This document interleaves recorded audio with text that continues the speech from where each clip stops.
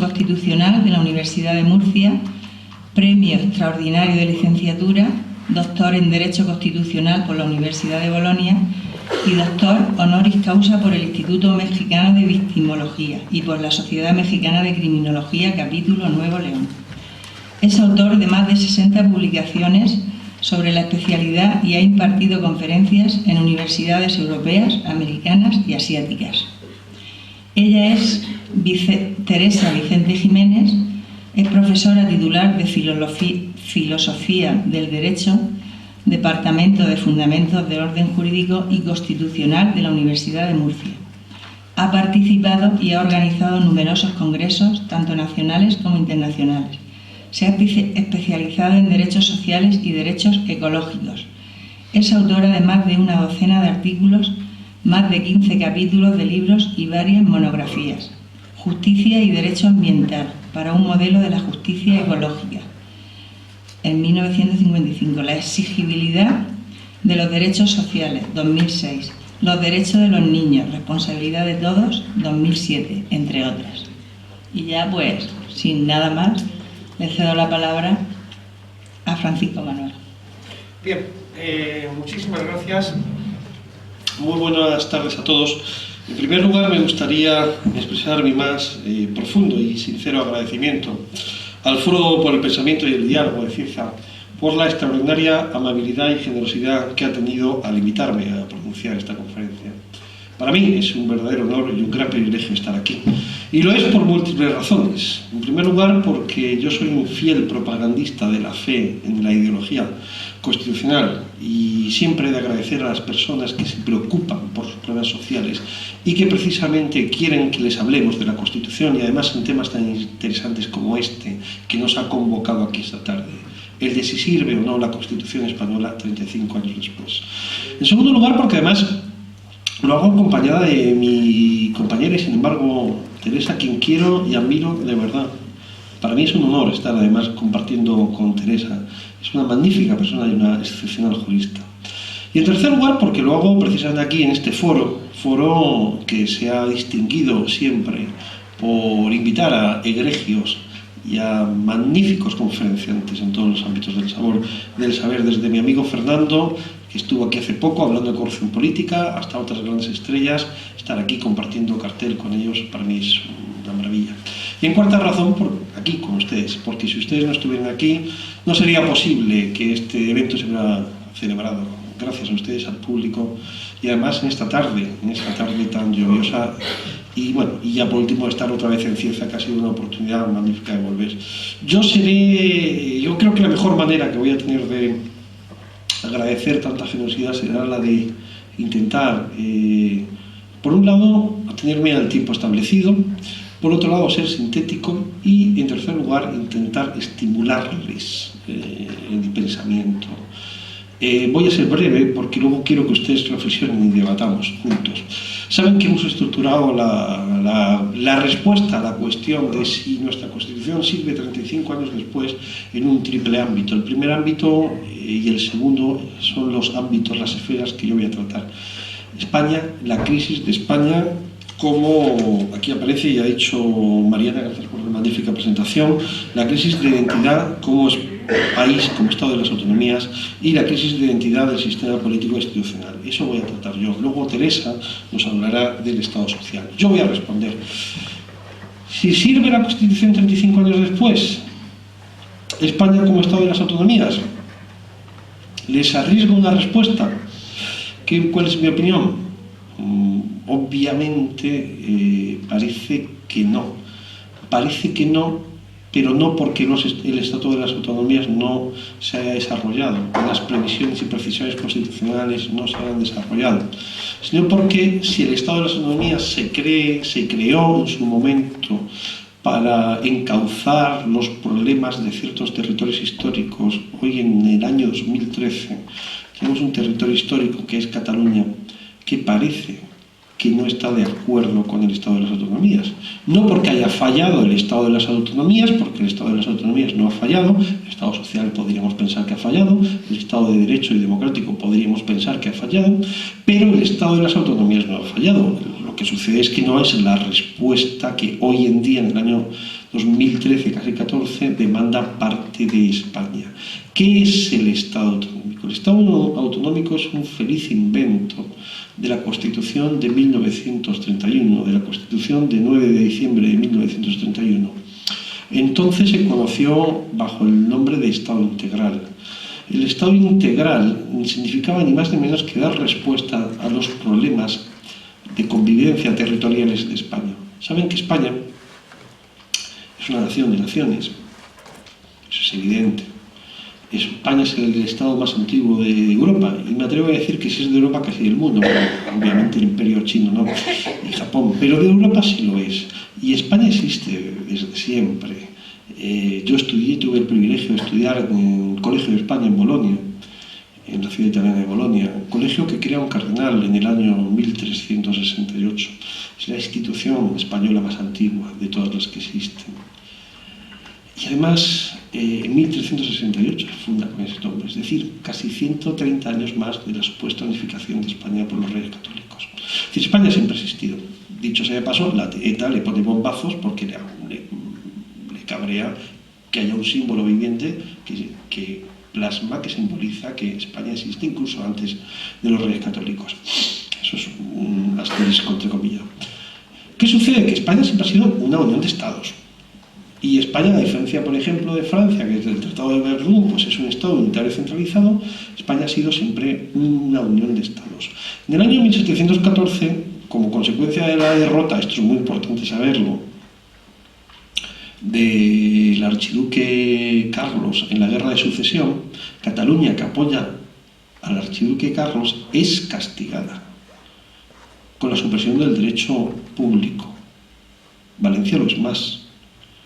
Las Islas Baleares también, pero es castigada, pero no por ser foralista, no por ser independentista, no por ser autonómica, es castigada porque Felipe V castiga a los traidores. Entiendan rectamente. Felipe V era el rey francés, inaugura la monarquía Borbón, viene precisamente de un país que es un estado unitario centralizado, pero castiga a los catalanes. No por ser foralistas, sino porque se han equivocado y apoyaron a Felipe V, apoyaron al archiduque que era Carlos. Felipe V, a quien sí premia, es a los vascos, que les respeta sus derechos forales. ¿Por qué? Porque los vascos le apoyan.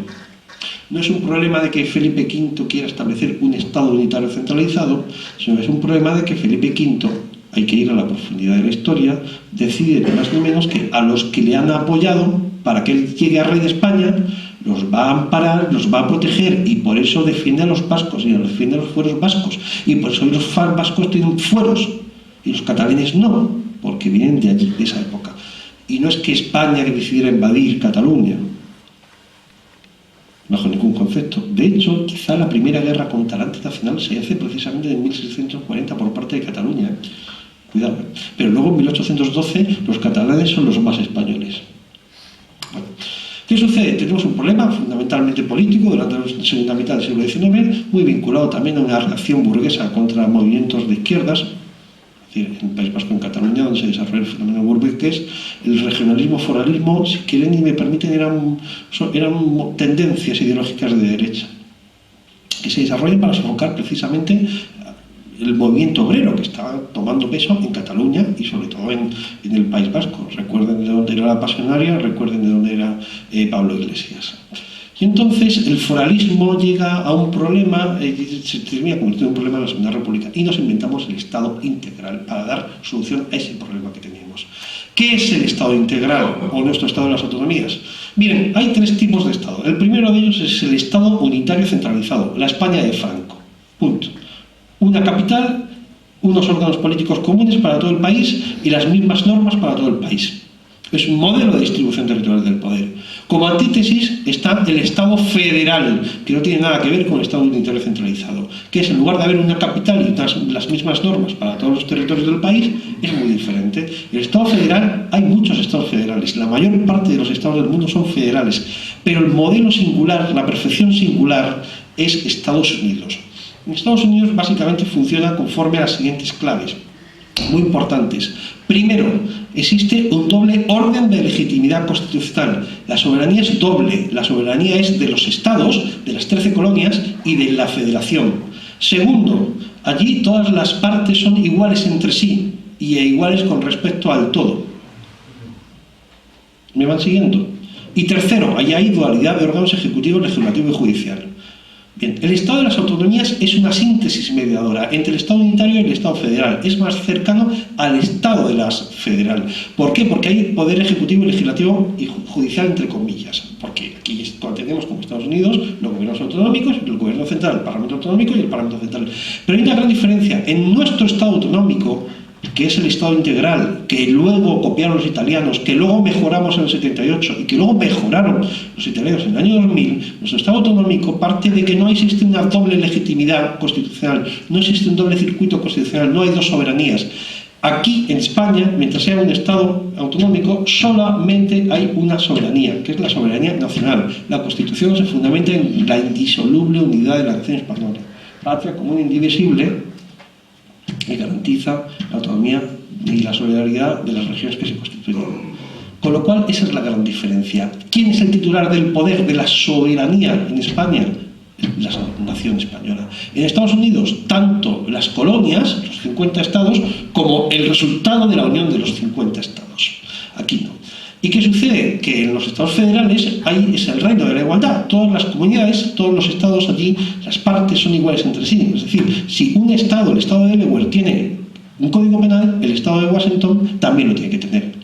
Y el estado de California también. Aquí no, aquí es desigualdad. Aquí hay comunidades autónomas que tienen más competencias que otras. Por eso aquí nosotros no tenemos transferidas las competencias en materia de justicia, y Cataluña sí, o en materia de prisiones, y Cataluña sí. Se han dado cuenta de las grandes diferencias. Con lo cual, nuestro Estado es un Estado que parte de la que la soberanía es común, pero se pueden constituir en regiones las comunidades autónomas y pueden tener una diferencia.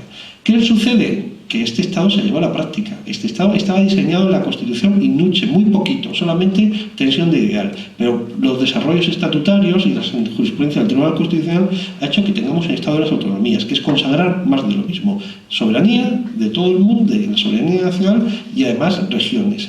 17 regiones más las 12 ciudades autónomas con competencias diversas. ¿Para qué?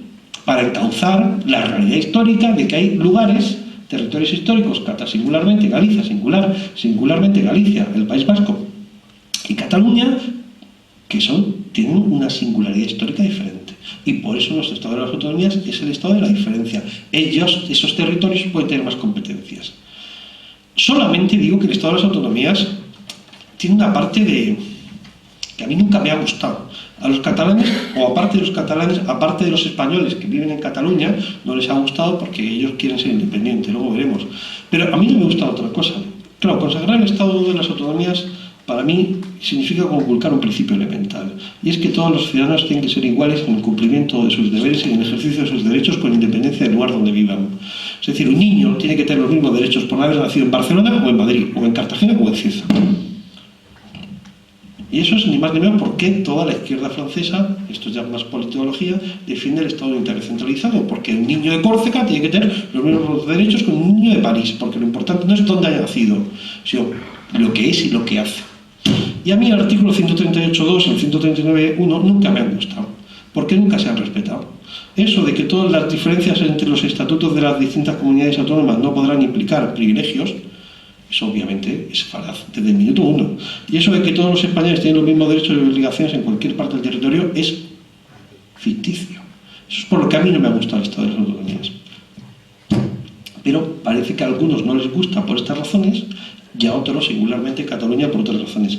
¿Por qué? Llevo 12 minutos, me quedan 3 minutos para esto. ¿Por qué Cataluña ha fracasado? ¿Por qué? Porque Cataluña y el País Vasco pues no quieren, vamos a ver, no es que no quieran ser parte de España. Yo tengo mi teoría personal. ¿Qué pasa? Cataluña y el País Vasco, claro que sí, quieren ser parte de España. Claro que sí, claro que sí. Si no lo quisieran ser parte de España, lo tendrían muy fácil. Es votar en cada elección y votar a las opciones en el País Vasco, en Cataluña, que pidan la independencia no para mañana, sino para ayer. ¿Por qué en el País Vasco nadie ha votado HB, o el 8%? Es decir, en cuando se secesiona, se independiza Irlanda del Reino Unido de Gran Bretaña, hacia 1920, los condados que forman Irlanda votaban en las elecciones al Parlamento inglés todos al Sinn Féin del 95%. Y aquello fue insostenible. ¿Por qué? Porque les importaba 3 pepinos lo que decía el Sinn Féin. Lo que decía el Sinn Féin era independencia de Irlanda. Y votaron. Aquí, en el País Vasco, la podía votar en cualquier señor AHB que pedía la independencia para mañana, para ayer. Pero le votaban el 10%. Luego no quieren ser independientes de España. Por eso, las armas. Y en Cataluña, lo mismo. A las opciones que se han presentado siempre reivindicando la independencia de Cataluña para ayer, Esquerra Republicana hasta el año 2000, hasta las elecciones del año 2008, apenas, perdón, del año 2004 apenas sacaba sufragios y diputados, porque no le votaban. En la última época sí. Es decir, el derecho a decidir, lo que le vengo a decir es ni más ni menos que es falaz, porque el derecho a decidir se puede ejercer en cualquier momento votando a quien se presenta en unas elecciones con un programa. Si yo me presento con un programa que es la independencia para mañana, vótame y no necesito convocar nada. Constitucionalmente, ¿cómo se soluciona el problema de Cataluña? Yo ya lo publiqué en La Verdad el año pasado y esta mañana venía en El Mundo un artículo de Mariana Son. No se puede reformar solamente de una manera, que es reformando la Constitución. Lo que dice el señor Mas es profundamente antidemócrata. La democracia no es votar. La democracia es respetar reglas y sobre todo la voluntad de las mayorías. Luego volveremos. Pero el presidente Rajoy, aunque quisiera, no puede convocar un referéndum, porque una decisión como la secesión de Cataluña de España solamente puede tomarse válidamente, primero si no hay violencia, porque si no incurriríamos en delitos de sedición y rebelión. Y después, si se hace conforme a lo que establece la Constitución, que no es un referéndum. No puede el señor Rajoy aunque quisiera. Un referéndum no es un referéndum, es el cumplir con las exigencias del título 10º de la Constitución. Y son muy elementales. Primera, para secesionar parte de España, es decir, para romper un Estado de hace 500 años, no puede ser capricho de gobernantes. Tiene que ser, uno, que vote todo el mundo, porque es el futuro de Cataluña, pero también es el futuro de España. Lo puedes ver de una manera, este libro es la independencia de Cataluña, pero es la secesión de España. Sobre el futuro de Cataluña tienen que votar los cataluñes, pero es que el futuro de Cataluña es el futuro de España. Luego la Constitución pide que votemos todos, y además exige que las democracias, por cierto, que las mayorías no sean ni mayoría absoluta, ni mayoría simple, ni mayoría absoluta, sino mayorías reforzadas. Es decir, eso es lo que tiene la Constitución. Y esa es la respuesta jurídica. El Estado de las autonomías, que no ha convencido a todo el mundo, pero sí a una gran mayoría, porque si no hubiera convencido a una gran mayoría ya estaría destruido, y ha convencido y no ha convencido a una minoría. Pero tenemos un problema político, no jurídico, detrás. Y obviamente con recursos y con constituciones los movimientos de secesión no se van a parar. Se exige la política. Hemos tenido un Estado de las autonomías que a mí no me gusta por la conculcación de la igualdad efectiva. Eso es a mí lo que realmente me preocupa. Y porque ha consagrado discriminaciones lingüísticas. Porque yo, sabiendo español, no puedo ser profesor o se me penaliza ser profesor de secundaria o de maestro en Orihuela. Es decir, el que sabe valenciano le dan más puntos que a mí. Si no, directamente a mí me prohíben irme a Cataluña, porque si no sé catalán. Es normal que yo, si quiero ser profesor en Cataluña, tenga que saber catalán, claro que sí. Pero lo que no puede hacerse es que si yo tengo la otra lengua cooficial, yo la puedo hablar, que es el español, pues yo gano mi oposición y en 2 años tengo la obligación de aprender catalán. Pero no me pueden prohibir irme para allá, o no pueden penalizar en no saber catalán. Eso son discriminaciones. El espíritu, por eso a mí no me gusta el Estado de las autonomías, el espíritu humano, cuando ya por fin hemos logrado acabar con discriminaciones totalmente abyectas, como la discriminación por ideología, por la opción sexual, ahora nos inventamos nuevas discriminaciones. Y es que un señor no puede ir de Murcia a la clase de Orihuela porque no sabe valenciano. O en todo caso, tiene menos puntos. Mire usted, no, esto es el mismo país, o a Baleares, no, esto es el mismo país. Aquí, que no se me penalice para acceder a un empleo público por no saber valenciano. En todo caso, que se me dé la oportunidad, gano la oposición y a los 2 años, si no he aprendido valenciano, es normal que pues tenga problemas, pero sí, me dejan entrar. Por eso no me gusta a mí. A otros el Estado de las autonomías no les ha gustado porque no se sienten cómodos. El Estado democrático. Llevo 18 minutos. El Estado democrático y el Estado de Derecho.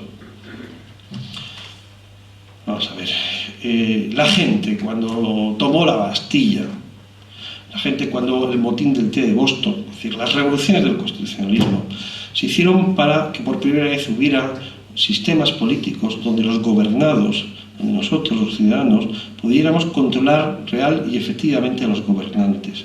Cuando la gente tomó la Bastilla en 1789, cuando el motín del té de Boston, cuando el riego en Cabezas de San Juan, cuando inaugura el Tribunal Liberal, la gente no quería ir a votar, no. La gente quería luchar contra la corrupción y acabar con la impunidad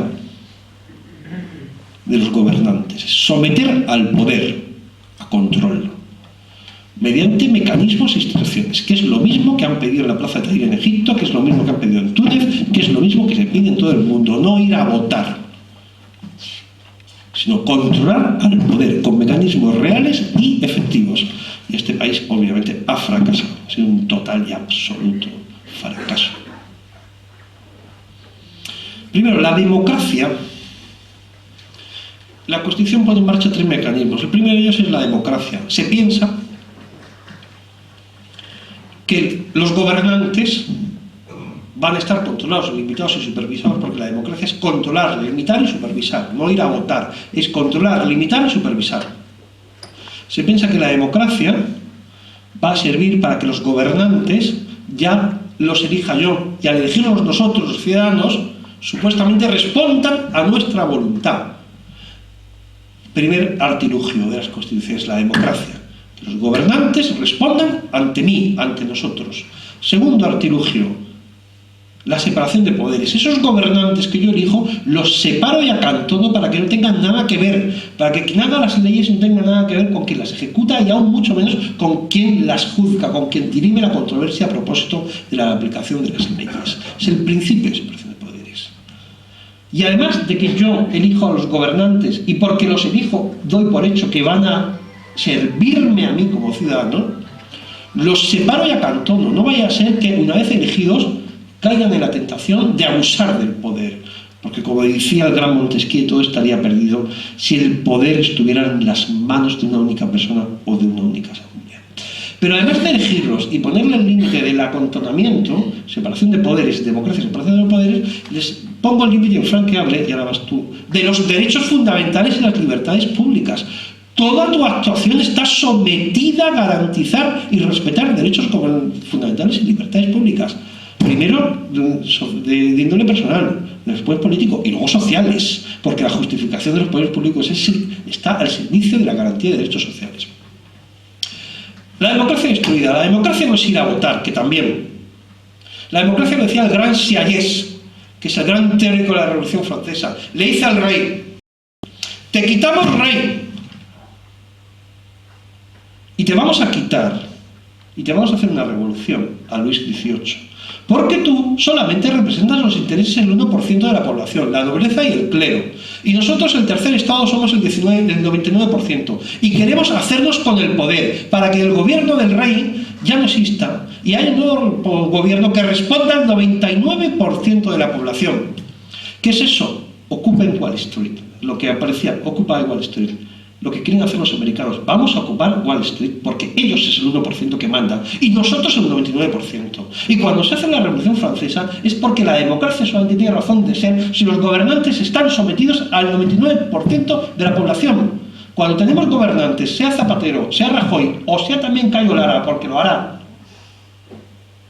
que responden a intereses espurios y siniestros de los grandes bancos, de los grandes lobbies, de los grandes mercados, no hay democracia. Porque la democracia significa ni más ni menos que el poder político ha de dominar al poder económico. Y que el 99% y que los gobernantes tienen que respetar a los 99% mayoritariamente. El 99% tiene que imponerse, no al revés. El 1%, el rey Luis XVIII estaba al servicio del 1%. Por eso lo derrocaron. Hoy nuestros políticos, nuestra clase política, lo siento mucho, y quizá no puedan hacer otra cosa, está al servicio de ese 1%. Que controla el poder económico de este país y de este mundo. Con lo cual la democracia no existe. Punto. Es filosofía. Al margen de ello, obviamente nosotros tenemos el sistema con la institución de democracia directa más limitado del mundo, porque la iniciativa legislativa popular necesita 500.000 firmas y además ni la toman en consideración la plataforma de afectados por la hipoteca. Y además, si ustedes quieren convocar un referéndum, el referéndum, en el caso de que lo convoque el presidente del gobierno, tiene efectos jurídicos no vinculantes. Pero bueno, pero tengamos en todo este es el país. Obviamente decir que esto es una dictadura es atacar a la gente que la sufrió, pero este es un país con una calidad democrática bajísima. Democracia que no existe, separación de poderes, ¿qué les voy a hablar?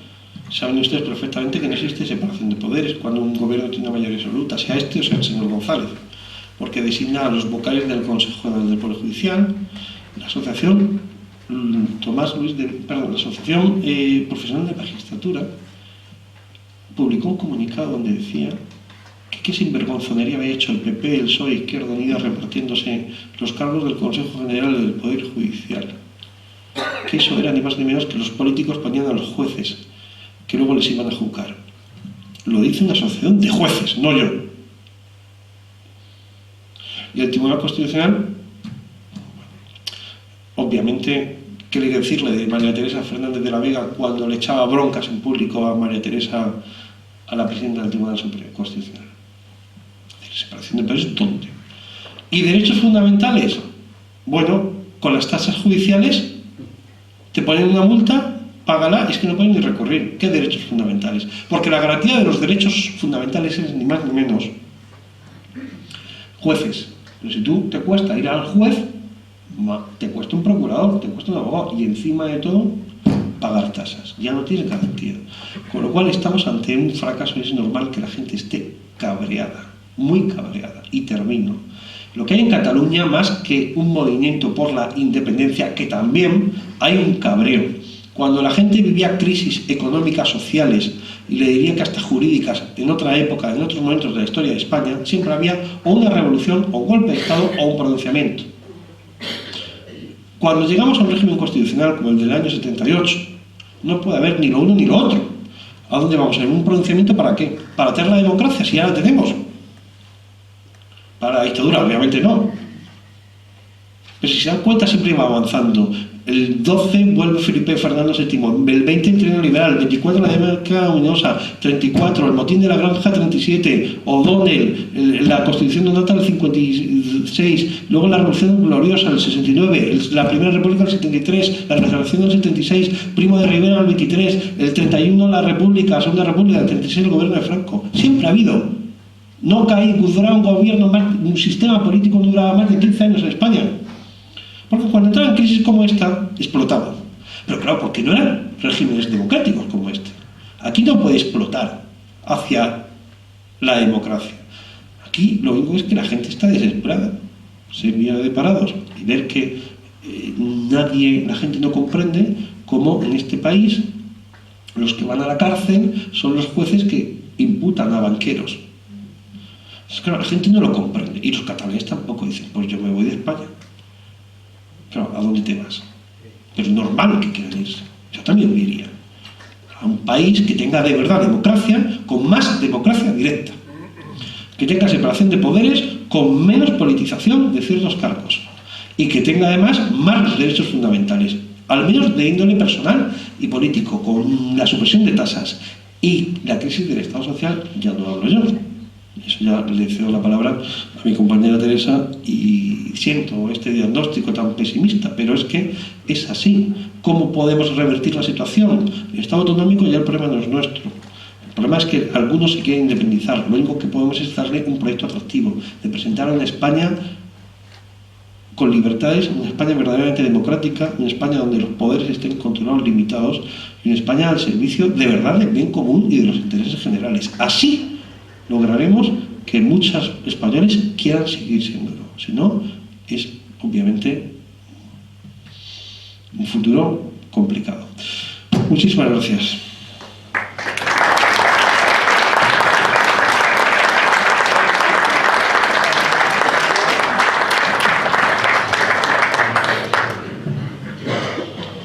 Buenas tardes.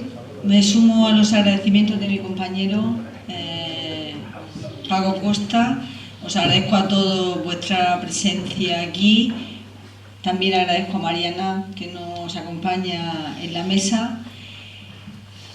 Y comparto con mi compañero Paco Costa el cariño, porque hemos sido compañeros mucho tiempo en la universidad. Cuando empezamos compartíamos despacho, discutíamos bastante porque en la filosofía del derecho y el derecho constitucional pues son los límites entre el derecho positivo y la justicia, y si ahí no discutimos y somos críticos, pues tampoco estaríamos obedeciendo a los dictados científicos, ¿no?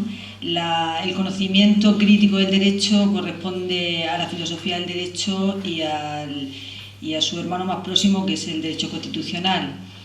Yo soy profesora titular de Filosofía del Derecho, pero he estado toda mi vida, desde que terminé la carrera a los 22 años, ejerciendo como profesional de la abogacía, hasta que la ley de incompatibilidad universitaria, hoy en entredicho, pero hasta ahora, nos impedía a los profesionales ejercer como profesores de universidad a tiempo completo y exclusivo, es decir, cuando alcanza la titularidad. Yo empecé como algún compañero con el que he tenido el placer de hablar hace un momento.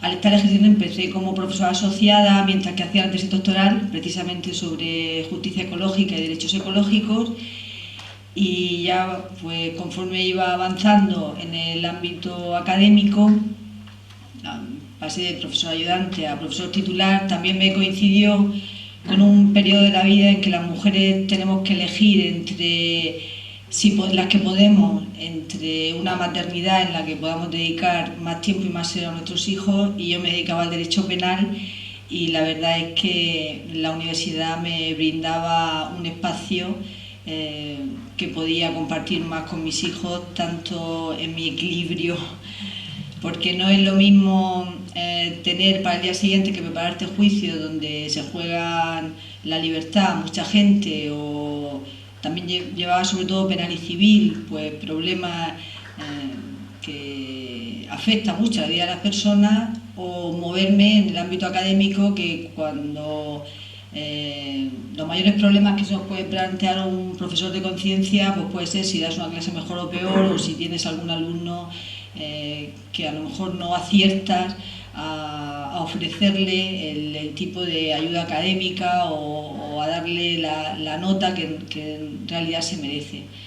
Entonces pues tuve que dejarme el ejercicio de la abogacía, pero en realidad, como cuando entré en la universidad se creó la Comisión de Derechos Humanos de la universidad, y yo en mi plaza de titular tengo el perfil de los derechos sociales, mi perfil docente e investigador, pues me permitió ejercer también, aunque no como abogado en ejercicio, pero sí, en este caso como representante de la Comisión de Derechos Humanos de la Universidad de Murcia, y no perder el contacto con fiscales y con jueces, que son sobre todo con los que asumíamos estos problemas que se nos planteaban.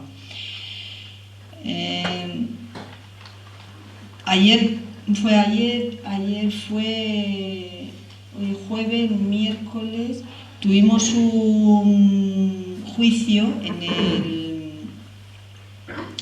el juzgado de instrucción, en el que precisamente en defensa de un derecho que pertenece a la llamada tercera generación de derechos humanos, de derechos económicos, sociales y culturales, estábamos defendiendo mediante una acción popular el derecho cultural a disfrutar de los restos arqueológicos del Parque de San Esteban, que se intentó por parte de los dirigentes políticos y en concreto de cultura, pues el levantar ese yacimiento para poner un parking que tenía unos beneficios económicos muy importantes para un grupo de ciudadanos, y logramos mediante una acción popular paralizar ese desmantelamiento.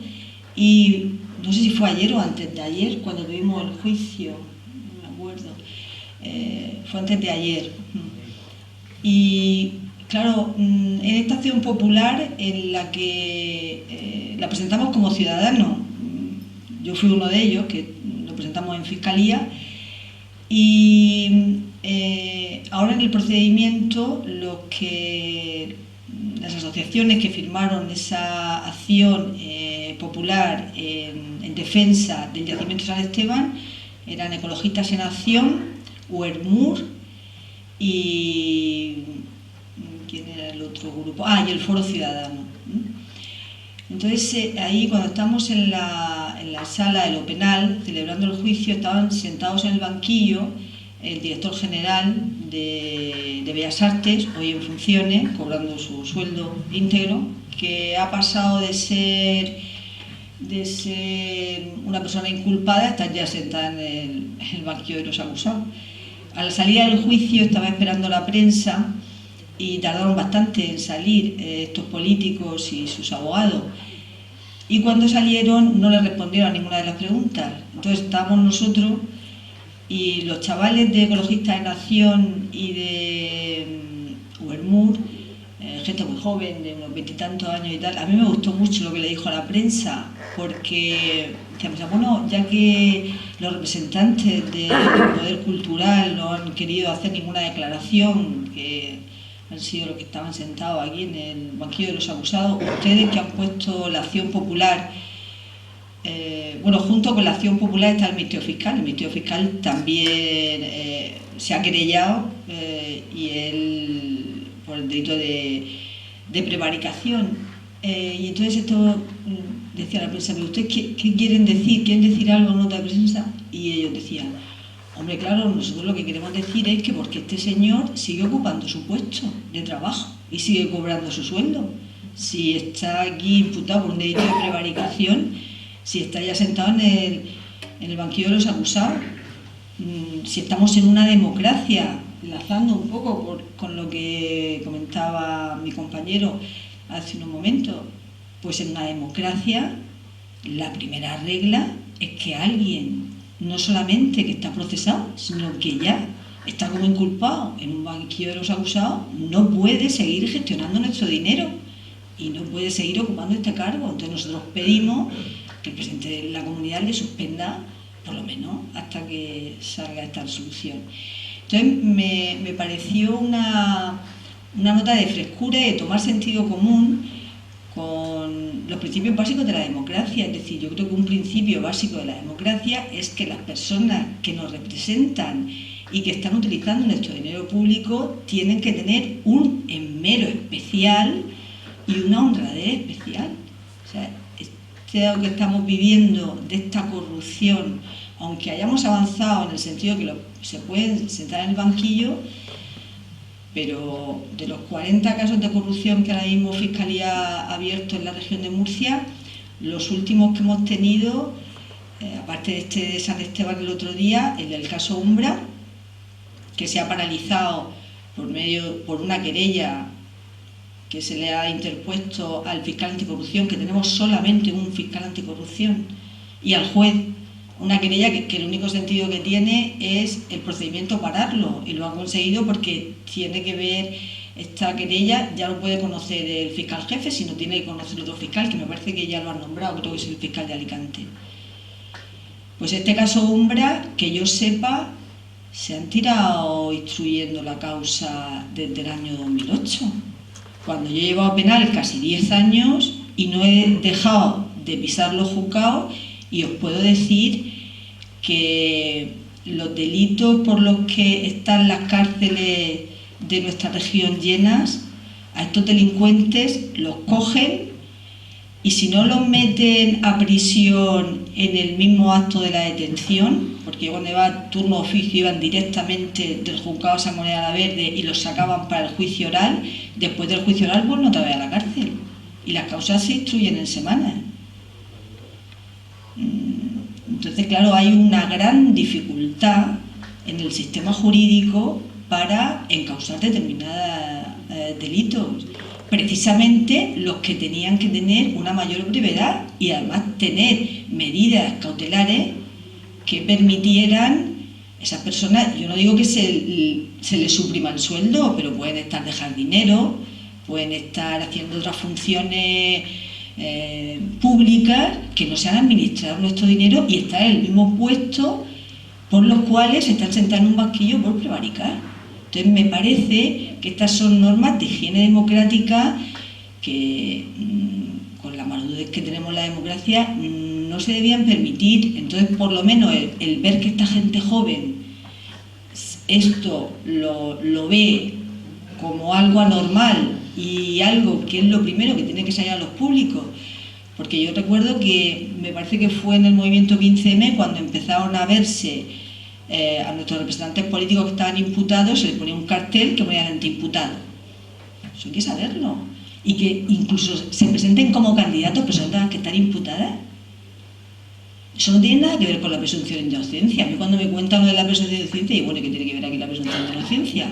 Aquí lo que tiene que ver es que son representantes políticos en una democracia y no pueden permitirse el lujo de estar imputados en causa, de estar sentados en los banquillos y de seguir en los mismos cargos altos cobrando el dinero que cobran. Entonces, esta corrupción es uno de los grandes enemigos que tiene la democracia. Actualmente, aparte de este gran problema que es la corrupción y un sistema jurídico que tenemos que revisar para ver por qué está pasando esto, porque claro, en los procesos penales, cuando decimos es que me da pena, tenemos que pensar que la mayoría de la gente que está en la cárcel, y sobre todo es gente joven y sobre todo es población marginal, también tienen padres y tienen hermanos que tienen la vida destrozada, y eso sí que da pena, porque además tienen graves problemas para rehabilitarse. Pero esta gente que tiene dinero para rehabilitarse perfectamente, que luego va a tener... ¿Por qué tenemos tanta reticencia a que se apliquen unas leyes con la rapidez que se aplica para la delincuencia común, cuando esta tendría que ser todavía algo que tuviera una mayor urgencia? Una democracia en la que nuestros representantes políticos están inculpados, están imputados, pues es una democracia absolutamente decadente, ¿no? Entonces creo que el que saliera esto en la nota de prensa pues es una esperanza también, de decir, bueno, por lo menos exigen que los que están actualmente representándonos en esta democracia sea gente honrada. Y mientras que eso esté en entredicho, pues no podrán seguir gestionando nuestro dinero. Y ejemplos como estos en nuestra región lo tenemos todos los días. Yo me acuerdo un día que vi en el periódico y con ese periódico no solamente fui a Fiscalía y nos reunimos con el Ministerio Fiscal durante más de una hora, sino que yo di las clases de la facultad con esa página de la verdad.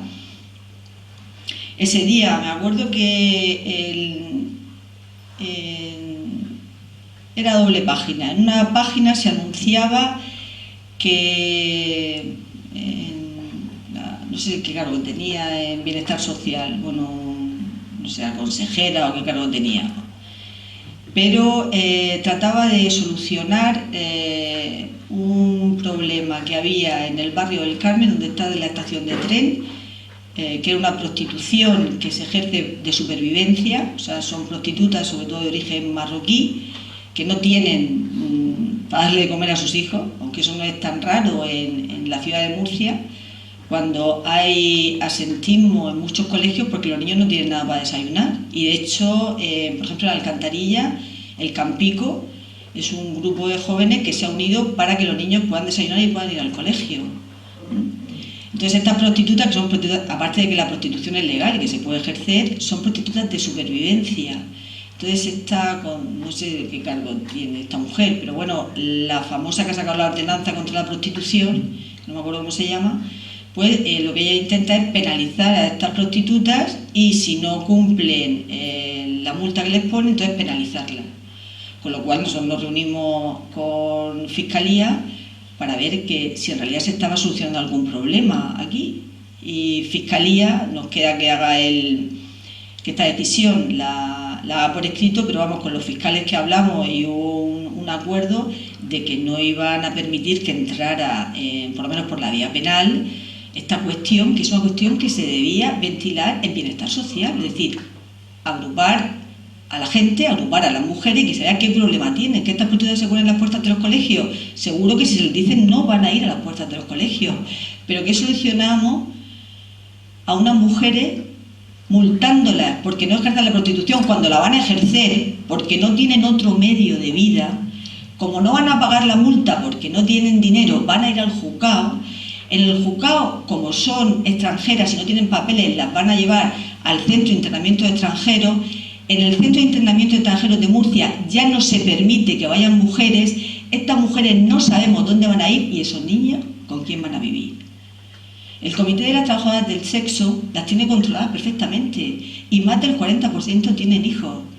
Bueno, esta era una página en la que ella solucionaba este problema penalizando a estas mujeres. Y en la misma página, pero en la otra hoja, esta concejala, no sé lo que era, de Bienestar Social, cogía y a un personaje, que no me acuerdo cómo se llama, que tenía 4 imputaciones por delitos de prevaricación de fondos públicos, de malversación de fondos públicos y tal, lo vuelve a poner en bienestar social con el sueldazo que tenía.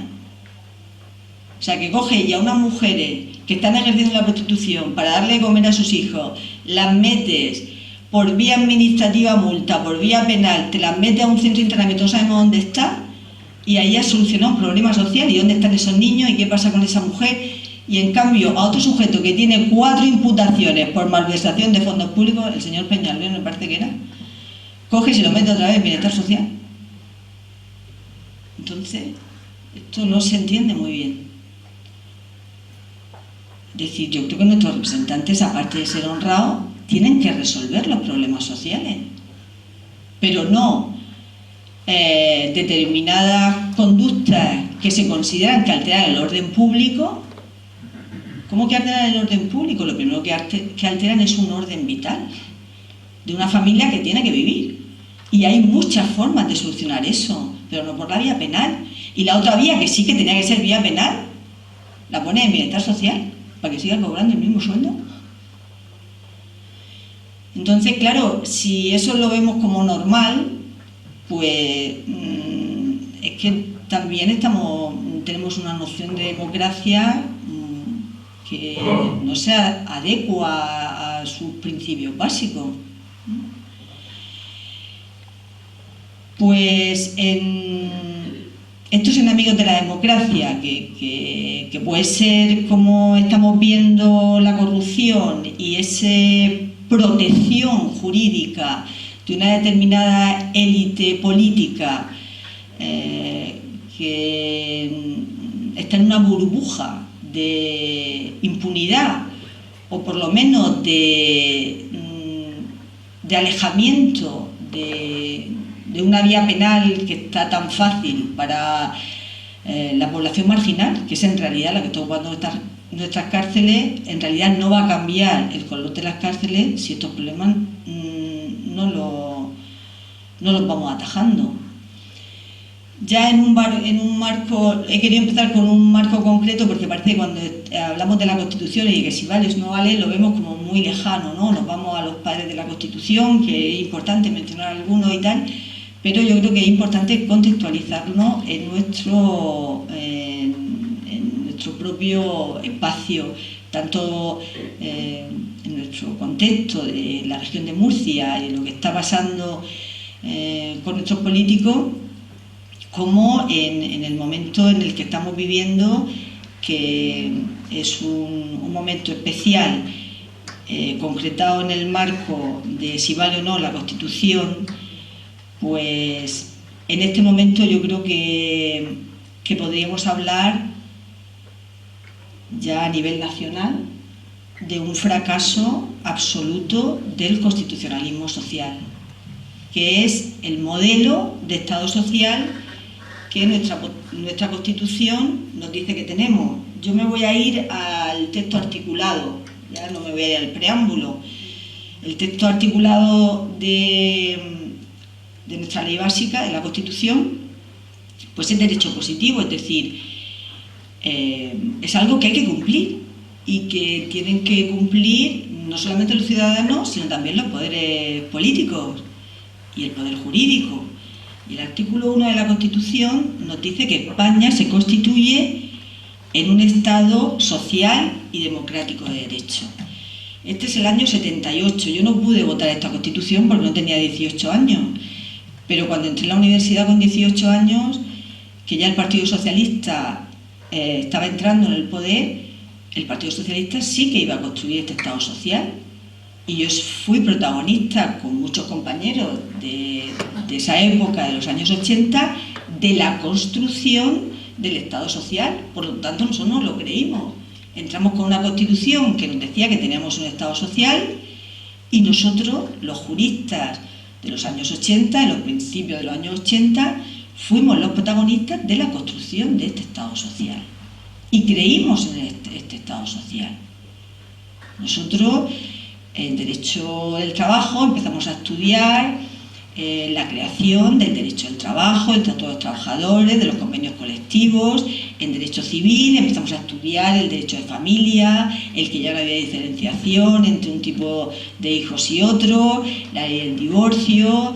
En el ámbito de los derechos sociales y el bienestar social y los servicios sociales se iban creando, se iban protegiendo. Teníamos la ley de la administración local, que se iba a encargar de todos esos servicios públicos.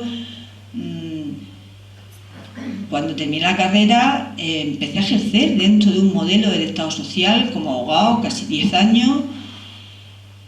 Y ahora, en el ámbito de la investigación de la universidad, yo me saqué mi plaza con el perfil de los derechos sociales y a mis alumnos empecé a aplicarle derechos ecológicos.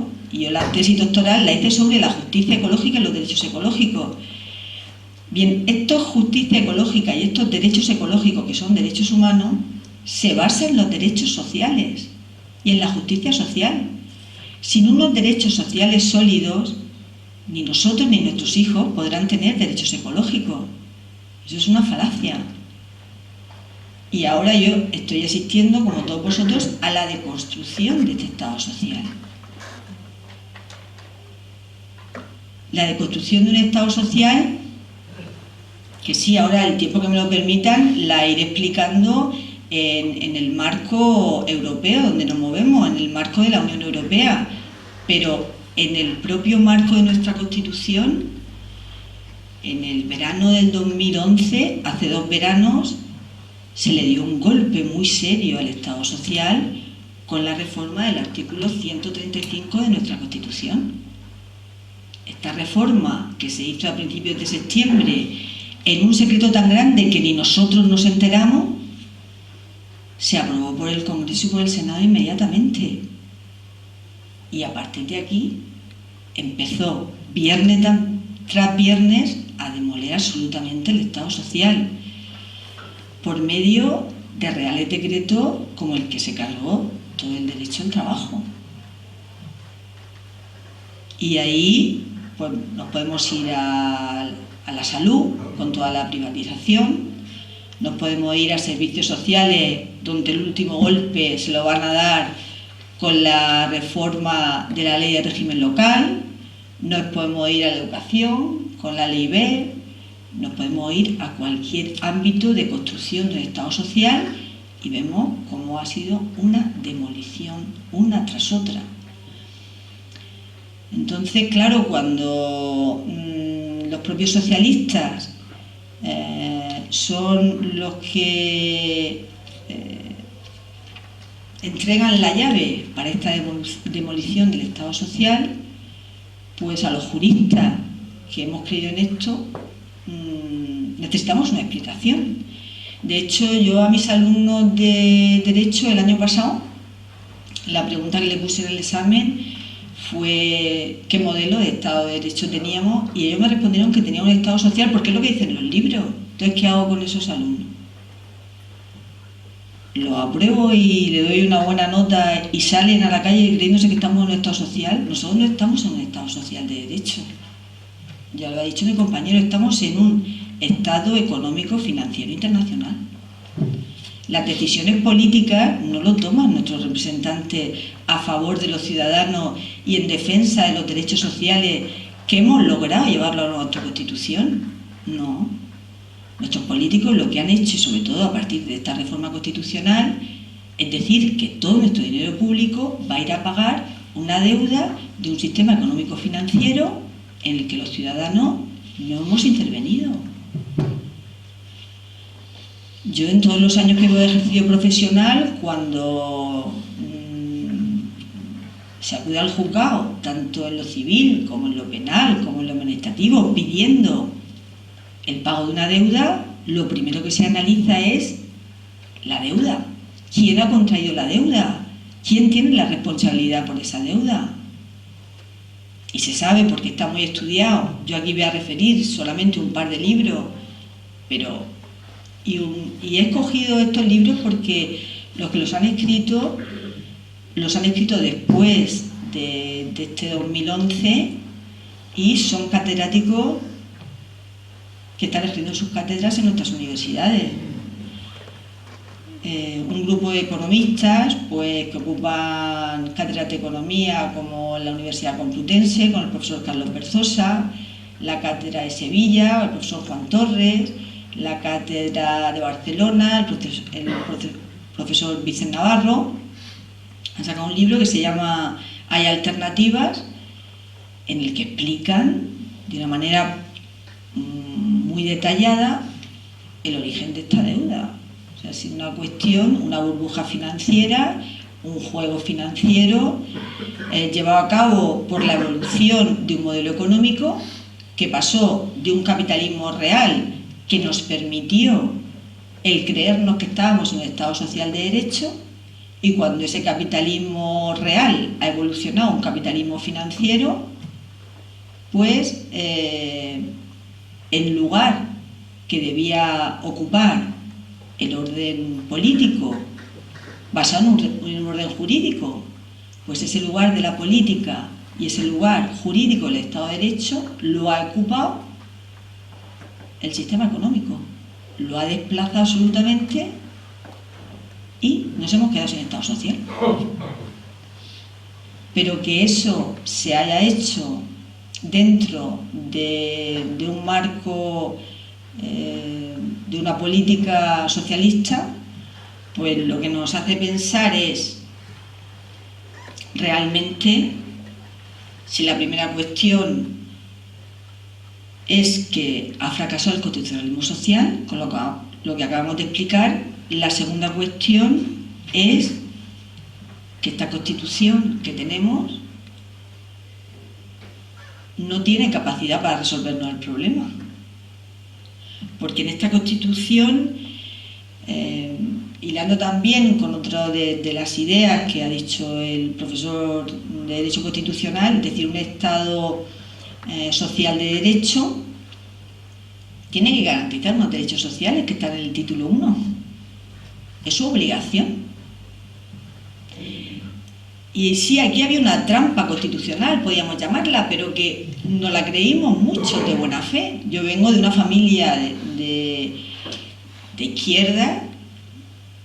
Mi padre era republicano, era comunista, y él, me acuerdo que cuando el Estado social se lo creyó también. Hubo mucha gente de izquierda de toda la vida que se creyó verdaderamente que era posible esta alianza con el capitalismo y que podíamos avanzar en un Estado social. La trampa que os digo, y en lo que muchos creímos, bueno, la verdad es que mi generación no fue una generación política, ahora sí estamos en una generación política, porque nosotros fuimos una generación jurídica, nosotros nacimos intelectualmente con el Estado social. Es ahora cuando estamos despertando y reivindicando que no nos quiten lo que teníamos, porque fue nuestra aportación democrática. Y además, porque si este Estado social desaparece, no vamos a poder seguir avanzando en un modelo social que permita resolver los problemas que tenemos ahora mismo, que son problemas sociales y ecológicos. Esos son los problemas que tienen las sociedades del siglo XXI. Y si nos quitan este modelo, nos incapacitan para resolver los problemas que tienen nuestras sociedades. Entonces, la trampa que tenía nuestra Constitución y que ahora ya se ha visto clara es que en este título 1, que es el que tiene que defender el poder político, los derechos sociales estaban en la sección tercera de ese mismo título 1. Y esa sección tercera dice que estos derechos son principios rectores de la política social y económica. Cuando se construyó este modelo, efectivamente en los años 80 el Estado social había fracasado ya en Europa. Las políticas neoliberales ya estaban funcionando en toda Europa.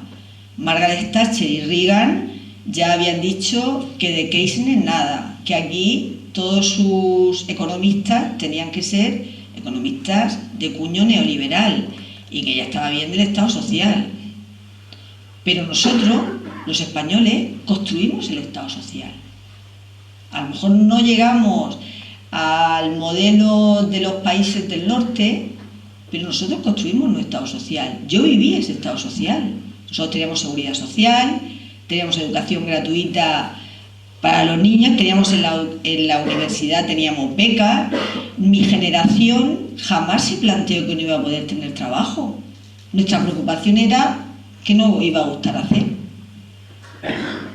Nadie pensamos que nuestros padres podrían estar en paro. Nadie pensamos que se iban a acabar los servicios sociales. No teníamos esos problemas que ahora son los que están surgiendo. Entonces está claro que este modelo no sirve, porque un modelo en que los derechos sociales los hace depender de una estructura económica que ahora ha evolucionado a un capitalismo financiero en el cual el ser humano ha desaparecido, nos lleva a comprender por qué ahora mismo las necesidades básicas de los ciudadanos, como son la vivienda, el agua, las fuentes de energía básicas como la luz, el trabajo, la salud, todo esto ahora mismo ¿qué son? Pues son paquetes financieros que se juegan en bolsa y que nuestros políticos tienen un margen mínimo para decidir. Y el grave problema ecológico que tenemos del calentamiento global, que ya el último informe del panel intergubernamental de las Naciones Unidas, que son los científicos más reconocidos de todo el mundo, que están siguiendo el convenio de Naciones Unidas sobre el cambio climático, nos han dicho en su último informe el mes pasado que el 99% de la comunidad científica internacional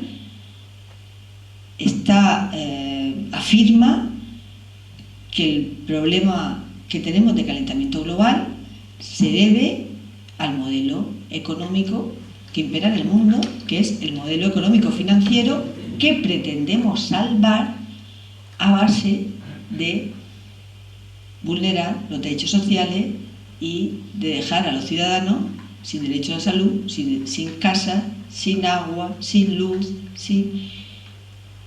Y esto, yo no sé si en Cieza lo tendréis, pero en Murcia, en los barrios, tenemos 30, 40, 50, 60 familias sin luz, sin agua, esperando que le echen en las calles, los críos que no van al colegio.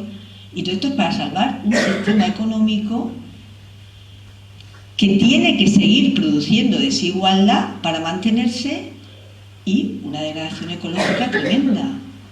Es decir, este sistema económico se basa en fuentes de energía que se acaban, que son limitadas, que son fundamentalmente el petróleo y el gas, que han sustituido al carbón. Y como esas fuentes de energía se acaban, pero forman parte de elementos básicos de nuestro planeta, los cuales vamos a acabar con ellos. A la vez estamos generando un calentamiento global que impide que nos desarrollemos y a la vez, para conseguir estos recursos naturales, se tienen que ocasionar guerras. Tenemos claro que lo que está pasando en Oriente Medio no es ni muchísimo menos para llevar la democracia, vamos, donde han entrado y donde han invadido Afganistán, Irak, uno detrás de otro, para llevarse los recursos naturales, el gas y el petróleo que tienen, y lo mismo la amenaza de Irán última y todo lo que está pasando en los países del mundo árabe. Lo que queremos son las fuentes de energía que necesitamos para mantener este sistema que se sabe que no va a poder seguir funcionando porque esas fuentes de energía se acaban. Y para eso ocasionamos guerras tan sangrientas con las banderas de la democracia y los derechos humanos. Claro, mientras que los países más ricos, que son los que están dictando nuestras políticas, y los países que forman el Consejo de Seguridad de las Naciones Unidas, que son estos 5 países que tienen derecho a veto y que son los que deciden no solamente las guerras, sino también la paz, estos países, su principal fuente de energía, su principal fuente de ingresos es la industria de las armas.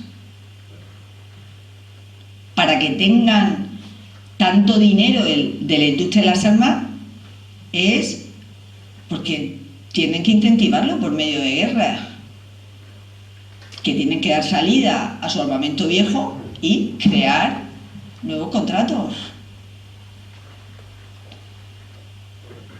Y claro, nos dejan atónitos cuando nos empiezan a decir que van a invadir un país porque tienen armas nucleares, pero bueno, es que usted no tiene armas nucleares. Los 5 tienen armas nucleares. ¿Pero usted qué quiere? ¿Tener el monopolio solo de las armas nucleares? Si va a invadir un país porque tiene armas nucleares, pues tiene que ser alguien que no tenga armas nucleares. Si las soluciones de la paz dependen de países que viven de la guerra, ¿por qué se hace depender de esos países? Los países de los que depende la guerra y la paz tendrían que ser países que no tuvieran ni ejército siquiera. Entonces son cuestiones que, pues de plantearla como esta gente joven que están ahora mismo, pues eso, intentando salvar la huerta de Murcia, nuestro medio ambiente, son cuestiones que ellos te plantean y dices, ¿cómo puede ser eso? Pues después de tirarnos toda la vida estudiando, yendo a congresos y tal, decimos, pues es que están aquí los números, sí que está claro. Es decir, estos profesores de economía, estos catedráticos de economía, lo que nos dicen en su libro es que estas soluciones que se están tomando no nos van a salir de la crisis económica, que son soluciones absurdas. Esto fue lo mismo que se aplicó hace unos años en América Latina y en países del tercer mundo y nos llevó a la pobreza absoluta. Esto no nos va a sacar de ninguna crisis. Esto lo que está provocando es empobrecer a la mayoría y a la ciudadanía y enriquecer a ese 1% del que estaba hablando Paco hace un momento. Entonces, yo ahora estoy contenta este año porque ya no doy clase a los de primero, le doy clase a los de quinto, y ya cuando le he explicado el estado social, invité a clase a uno de estos profesores de economía, estos catedráticos, a Carlos Berzosa, y él les explicó la caída del estado social y lo que estaba pasando. Entonces a mí me permitió abordar esto desde el ámbito jurídico. De todas maneras, hay un artículo mío en el que explico más despacio todo lo que os estoy diciendo. Acaba de salir, es el último número, ha salido en Jueces para la Democracia y se titula Economía, Democracia y Derechos Humanos. En este número de Jueces para la Democracia pues he tenido la suerte de coincidir con profesores de Derecho Constitucional y de Filosofía del Derecho, que he seguido toda mi vida y de hecho lo cito en mi artículo, el profesor Ferraioli, que es profesor de Filosofía del Derecho en la Universidad de Roma, y el profesor Pisarello, que es catedrático de Derecho Constitucional en la Universidad de Barcelona. Y son grandes figuras en el marco académico y en el marco jurídico y siguen esta línea. O sea, gracias a ellos, otros hemos podido seguir su brecha, pero vamos, lo explican con una claridad absoluta. Y luego ya en el marco en el ámbito del derecho constitucional hay otro libro también que cito aquí y que podéis consultar, porque además lo podéis bajar, está entero en PDF, por lo menos son 5 o 6 catedráticos de derecho constitucional de nuestro país, en el que se titula el libro Por una asamblea constituyente, que hablan de la caída de este Estado social de derecho, y como salida para ellos es la revolución democrática. Es decir, no cabe reparar la Constitución como estamos ahora mismo. ¿Quién va a reparar la Constitución? ¿El PP con Rajoy o la va a reparar ahora el Partido Socialista con Rubalcaba? Entonces, si la va a reparar, ¿por qué la han roto? ¿Por qué ahora nos dicen que si llegan al poder otra vez van a derogar todos los reales decretos estos y otra vez nos van a poner como estaban antes? Y entonces, ¿por qué han dejado que hagan esto? Es decir, este marco constitucional nos decía que para llevar a cabo el Estado social se tenía que hacer con políticas sociales dentro de un marco de la economía capitalista. Y ahí el Partido Socialista es el único que podría llevar a cabo estas políticas sociales. El que empezó a construir ahora se ha deconstruido, y entonces con este marco se intenta salvar. Yo estoy de acuerdo con estos profesores, con estos catedráticos de Derecho Constitucional, es decir, aquí hay que activar un poder constituyente. ¿Por qué? También lo ha comentado el profesor Costa, los caminos que nuestra Constitución da a la ciudadanía, precisamente para lo que él ha comentado, y en esto no me voy a detener porque lo ha explicado muy bien.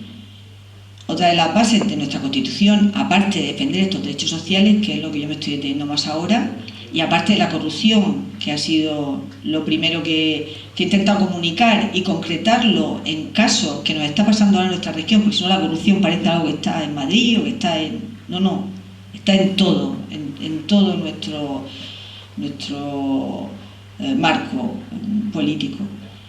Pues el otro tema es el tema de la participación ciudadana. Claro, si los ciudadanos que han votado esta Constitución ahora mismo se les ha cambiado el modelo y nos han pasado de un modelo de Estado social de derecho a un modelo económico-financiero internacional, y resulta que los ciudadanos no tenemos ninguna vía para decir que eso no lo hemos votado y que eso no lo queremos de ninguna manera y que resuelvan su problema económico de otra manera. Yo no soy economista, pero ya me baso en lo que dicen los profesores de economía. A mí una pregunta que me gustó mucho que decían es: cuando no entiendan nada, pregúntate, ¿dónde está el dinero? Y ahí tendrás la respuesta. Es decir, ¿dónde está el dinero? El dinero está en los paraísos fiscales. ¿Y por qué no lo traen? Si son ilegales. Porque el dinero está y el dinero se lo llevan. ¿Por qué no traen ese dinero? Tenemos que pagar una deuda, y esta deuda ya se sabe, ya está analizada. ¿Quiénes son los culpables de esta deuda? ¿Pero por qué se van con esos sueldos millonarios? No, es que no se pueden ir, tienen que devolvernos el dinero. Y esta deuda la tienen que pagar ellos, declararla ilegítima, como se ha hecho en Ecuador. Declarar una deuda ilegítima y no se paga. Es que no tenemos por qué pagarla con nuestra salud, con nuestro trabajo, con nuestra educación. No tenemos por qué pagarla con eso. Porque no es el modelo el que nosotros hemos dado nuestro consentimiento. Nosotros hemos dado el consentimiento un modelo en el que nos iba a respetar estos derechos. Y hay muchas figuras jurídicas. Esto tendrá que ser inembargable. ¿Cómo que le va a quitar la casa a una familia y se va a quedar en la calle? Pisarello aquí habla también de esto del derecho a la vivienda, que tiene que ser inembargable. El sueldo, la vivienda, el acceso a la educación, esto ya se ha conquistado. Entonces, creo que esta Constitución no vale ya. No vale porque han jugado con ella hasta el extremo. Y con este marco constitucional no se permite defender los derechos sociales. Entonces, si esta Constitución no permite defender los derechos sociales, ¿para qué nos sirve? Porque con esta Constitución ahora mismo se está defendiendo un sistema económico de consumo sin límites, que es el que consagra el Tratado de la Unión Europea, y hay muchos ciudadanos que no queremos este sistema de consumo sin límites, porque hemos estudiado y sabemos que hay una unidad superior que es la ecología, y que si nos cargamos las condiciones de nuestro ecosistema no vamos a poder sobrevivir, y no estamos interesados en un sistema económico que nos lleve aquí, y no estamos interesados en renunciar a un modelo social en favor de un sistema económico. Queremos un sistema económico que nos garantice este sistema social y que nos garantice una protección del medio ambiente, como nos dictan las Naciones Unidas, tanto en el Programa de Naciones Unidas para el Medio Ambiente como en el Programa de Naciones Unidas para el Desarrollo. Nos dicen que el desarrollo no es el desarrollo económico como se entiende la economía que nos está ahora mismo regulando nuestras vidas. Ese es un concepto de desarrollo que está muy deteriorado y muy caduco. El concepto de desarrollo, el que se está forjando en las cumbres de las Naciones Unidas, es un desarrollo que tiene que respetar los derechos sociales y los derechos ecológicos de las generaciones presentes y futuras. No es este modelo de desarrollo. Y es un modelo de desarrollo que tiene que respetar los objetivos de desarrollo del milenio, que fueron los que se plantearon en el año 2000, cuando ya sabíamos que los graves problemas de nuestras sociedades, de las sociedades del siglo XXI, iban a ser los problemas sociales y ecológicos. Y para terminar, pues decir que junto con todos estos profesores que llenan nuestras facultades, que somos minoría, pero que estamos ahí dando la cara con nuestros artículos, con nuestros libros, con nuestras conferencias, decimos no a este modelo. Y no a esta Constitución, si esta Constitución está sirviendo para llevar la pobreza a nuestros ciudadanos y a nuestros barrios, y para alimentar a un grupo social que se ha adueñado del poder político y que le ha dado la llave a un poder económico que no es el que hemos decidido los ciudadanos. Y con esto pues quedamos a vuestra disposición para cualquier cuestión. Muchas gracias.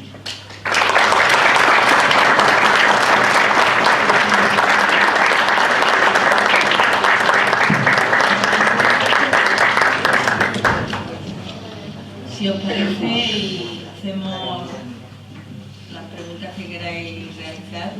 Si queréis, pues preguntáis o lo hacemos todos juntos y contestáis luego al final de ellas.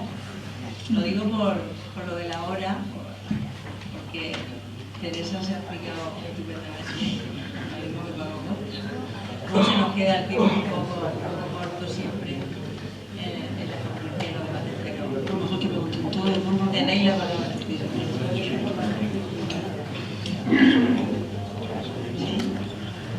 Tiene que ser corto, sí.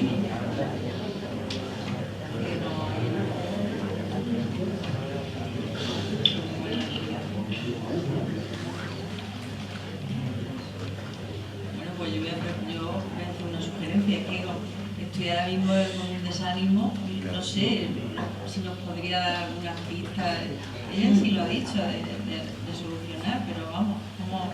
Hombre, yo creo que el desánimo, yo creo que el conocimiento siempre da ánimo. O sea, el desánimo es decir, bueno, ¿qué hacemos aquí? ¿Cómo estamos aquí? Pero yo creo que el conocer o lo que intentamos transmitir el conocimiento es todo lo contrario, es para explicar por qué estamos donde estamos y para posicionarnos. Yo cuando muchas veces nos preguntan los alumnos, bueno, entonces, ¿qué hacemos? Pues una vez que tenemos conocimiento de lo que pasa, solamente el posicionarnos en un sitio y en otro ya es importante. Entonces, creo que no debe de servir lo que os digamos esta tarde para bajar los ánimos, sino para aclarar en qué situación estamos. Bueno, vamos a ver, un mensaje. Puesto, por supuesto, un tema que nosotros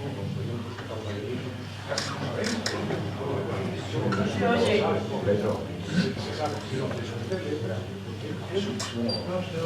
lo que sucede es que evidentemente no han expuesto ninguna solución razonable. Ahora vamos. Está mal, estamos de acuerdo, está mal. Pero ¿qué propuesta para que sí. Ahora mismo, bueno, solamente para terminar la otra parte de la intervención. ¿Saben ustedes cuánto dinero le debe la banca a España? Yo no lo he podido ver en ningún documento público. Es decir, yo ya no estoy hablando de que obviamente le vamos a regalar el dinero a los bancos. Habían comprado Nueva Galicia con una pérdida de 9.000 euros. Es que tenemos un papel donde aparezca cuánto dinero nos deben los bancos, solamente para saber lo que le hemos regalado. Usted, si a su nieto le regala, pues le gusta saber qué es lo que le ha regalado. Bien, soluciones hay muchas. Empecemos. Primero, más democracia. Más democracia significa más democracia directa.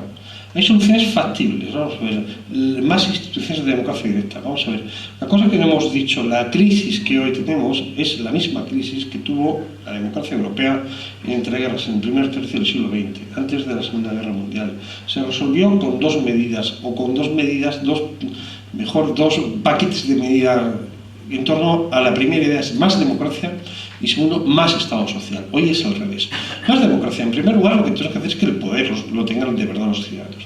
¿Cómo lo podemos hacer? En primer lugar, iniciativa legislativa popular, con otros requisitos, más materias. En segundo lugar, más referéndum a nivel local. Nosotros decíamos.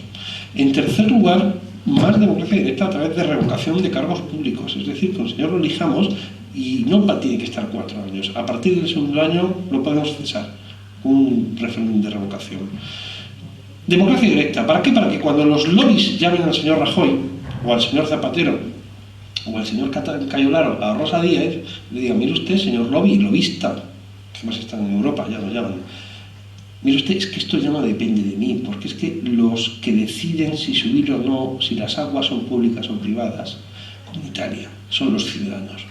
Con lo cual ahora yo aquí ya no depende de mí, porque los ciudadanos hay que devolverle el poder al pueblo. ¿Cómo? Más democracia directa. Y le digo más, es que además democracia directa a través de los móviles, con que se garantice condiciones de emisión del sufragio, con que se pueda, con que el sufragio no se false y haya sufragio universal, porque en ciertos ámbitos y ciertas decisiones no van a ser tomadas directamente por los ciudadanos, de tal manera que se conviertan parte de la clase política en mera gestor y ejecutor. Es una gran... Lo tenemos en Italia, lo tenemos en Suiza, lo tenemos en Estados Unidos, lo tenemos incluso, no voy a decir Venezuela porque pueden malinterpretarme, pero más democracia directa, que presentar leyes en el Parlamento no requiere 1,5 millones de firmas, sino menos firmas. Más democracia directa, que más decisiones sean tomadas por los ciudadanos en referéndum, incluso referéndum virtuales en ciertos ayuntamientos de cierta población. En un ayuntamiento de esta población de menos de 500 habitantes, esto lo toma el pueblo. Tiene un remanente de 50 millones de euros, por ejemplo. ¿Qué hacemos con los 50 millones de euros? ¿Damos becas, pagamos colegios o hacemos nada? Eso es una solución que no quiere la clase política. Una solución es más democracia. Y luego más medios a la justicia. Más medios a la justicia. Más inspectores de Hacienda. Más inspectores de Hacienda. Más inspectores de Hacienda. Más gente de la agencia tributaria. Más medios. Más jueces anticorrupción y una legislación como la que se ha aprobado de transparencia. Más transparencia y más democracia y más auditorías y más intervención y más control y reforzar a los funcionarios que se encargan de la intervención en el ámbito de la administración pública y mejor regulación de la contratación administrativa, más transparente. Y dación de cuentas. Y si quieren vamos a la historia. Lo que hacía en el juicio de residencia en la Edad Media y en la Edad Moderna. El rey mandaba a un juez, a un oficial, a un oidor y un veedor, y luego hacía un juicio de residencia. Estaba 2 años en Cieza. Bien, ahora te voy a inspeccionar a ver si me ha robado. Decía el juez. A ver, tu patrimonio, el de tu familia y el de tus amigos. Un delito de enriquecimiento injusto. Que sea delito. Oiga usted como si es profesor de universidad y cobra 3 duros, ¿cómo lleva un Porsche Cayenne? Ah, porque lo he heredado de mi madre. Magnífico. Ah, ¿por qué? ¿No lo heredó usted de su madre? ¿De dónde sacó usted el dinero por el Porsche Cayenne? Enriquecimiento injusto. Un delito. Claro que hay. Más democracia, más transparencia, devolver el poder al pueblo, más separación de poderes, un nuevo sistema de elección del Consejo del Poder Judicial, que sean los jueces los que se elijan. Si yo le confío a un juez de primera instancia de instrucción, el juez de primera de instrucción tiene más poder que Felipe II, porque llegado el caso podría meterme a mí en la cárcel, una decretada de prisión provisional. Si yo confío mi libertad personal a un juez y a un juez de lo social le confío todos los pleitos que tenga yo de lo social, ¿por qué yo no voy a confiar que esos jueces se elijan a sí mismos y se gobiernen? Un gobierno de los jueces, que es lo que en Estados Unidos ha limitado a los políticos. Un tribunal constitucional que funcione de otra manera. Hay muchas soluciones. Más democracia. Ya le acabo de decir. Democracia directa. Mejor regulación de la iniciativa legislativa. Podemos hacer una revisión. Pero no se quiere. ¿Pero por qué? Porque, como dice Teresa, ¿quién le pone puertas al campo? Un nuevo sistema electoral. Que se aconseje eso de un nombre y un voto, de que valga lo mismo un ciudadano el voto de un ciudadano en Murcia que un ciudadano en Soria. Claro, el problema es ese. ¿Cómo lo cambiamos? Nosotros como ha dicho Teresa, nosotros lo que podemos es hacer los libros.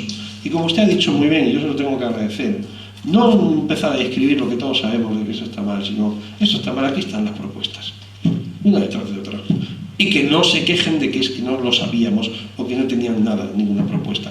Y hay que cambiar. Más democracia, más control del poder político y más Estado social. Y más Estado social significa ni más ni menos que rendición de cuentas. Y no se engañen, yo lo siento mucho. El Estado social, claro que es factible, claro que cuesta. Porque la clave está en los paraísos fiscales. ¿Por qué Hitler no invade Suiza? Porque ahí estaba todo lo que robaban. ¿Dónde están los paraísos fiscales? La agencia tributaria lo sabe, ellos lo saben. Y yo, francamente, para hacer guerras, yo sería guerra, pero diría guerras, pero no, para invadir paraísos fiscales. Es una vergüenza. El señor Rajoy va a la ONU y dice, es que Gibraltar es un paraíso fiscal, y se ríen de él. Claro. Y el pobre señor presidente de mi país va a la ONU a defender que Gibraltar ya es que da igual si sea español o británico, pero que deje de ser paraíso fiscal, se ríen. La razón, en el siglo XXI, igual que hoy nos parece intolerable que las mujeres hace 100 años no pudieran votar o que se persiguieran a los homosexuales hasta el día que dejaron de perseguirse a los homosexuales, el día que dejó de perseguirse a los torturadores, de perseguirse a los homosexuales, empezó a perseguirse a los torturadores. Igual que es vergonzoso, dentro de 100 años nuestros hijos dirán cómo en el año 2013 existían paraísos fiscales y no hubo guerras, porque ahí está el dinero. Ahí está. Bueno, a propósito de lo que ha dicho el compañero, efectivamente no lo tenemos fácil los ciudadanos porque la contrapartida cuando el gobierno, el poder que tiene toda la fuerza democrática ha perdido la fuerza social porque ha traicionado a la ciudadanía, ¿qué arma jurídica se utiliza? Lo que llamamos la vis compulsiva. Ahí tenemos el proyecto de ley de seguridad ciudadana, porque lo que él dice, si nos ponemos a manifestarnos, yo ayer di una charla en Santomera y a mí la gente que estaba escuchando me dijo que se habían manifestado en la Asamblea Regional, los habían detenido en comisaría, hay dos detenidos también en Murcia, 2 chavales jóvenes, y en la manifestación y no hacen nada. Decían, bueno, en la época de los grises, por no tener que hacer algo, pero es que ahora no hacen nada. Gente que se manifiesta tranquilamente porque nos están quitando los derechos y no tienen medio de ganarse la vida y coge la policía y te pega. O sea, es que eso ya... Es que no hay ni el derecho a protestar. Nosotros hemos logrado que en Murcia el fiscal jefe habla de diligencias contra Fiscalía y se ha querellado contra 2 policías, pero eso lo logramos después de partir en la cara a un manifestante, pero partírsela, que tuvo que estar hospitalizado mucho tiempo. Entonces, claro, no estamos diciendo que lo tengamos fácil, porque efectivamente ahora no solamente vemos difícil parar todo esto y que los corruptos vayan a la cárcel y que se les quite de sus puestos y tal y cual, sino es que si te manifiesta encima te pega la policía y te detiene. Es que estamos ahí, pero yo creo que no podemos dar un paso atrás. O sea, tenemos que tener claro que no nos pueden quitar los derechos sociales, que es mentira lo que están diciendo de que nos quitan los derechos sociales para salvar un sistema económico que nos va a volver a tener lo que nos han quitado. Eso no es cierto, ese es el modelo que estaba aquí. Nosotros nos creímos, la generación de los 80, y que no ha valido. Con esto se pretendía que tuviéramos un Estado social y se ha visto que no. Que esa conjugación entre sistema económico y sistema social ya no vale. No vamos a volver al sistema capitalista real que nos permitió esto. Ahí no vamos a volver nunca. Y aquí lo que decía de las alternativas, sí que se dan alternativas, tanto en el ámbito jurídico, la como he intentado explicar por la vía del derecho constitucional, que no tiene otra solución sino una solución de raíz. Es decir, que se active un poder constituyente y se construya desde lo social y lo ecológico, que esto es lo que está pasando en América Latina, en el constitucionalismo de América Latina, se está construyendo sobre eso. Pero es que o construimos sobre lo social o lo ecológico o no tendremos sociedades preparadas para resolver los problemas que tenemos. Porque mirar cualquier informe último, el informe PISA de educación, el informe de condiciones de vida, el informe de la Agencia de Medio Ambiente Europea, en todo vamos a peor, y no es para deprimir, no es para decir, no vale lo que nos estáis contando, no vale. Entonces, ¿qué solución hay?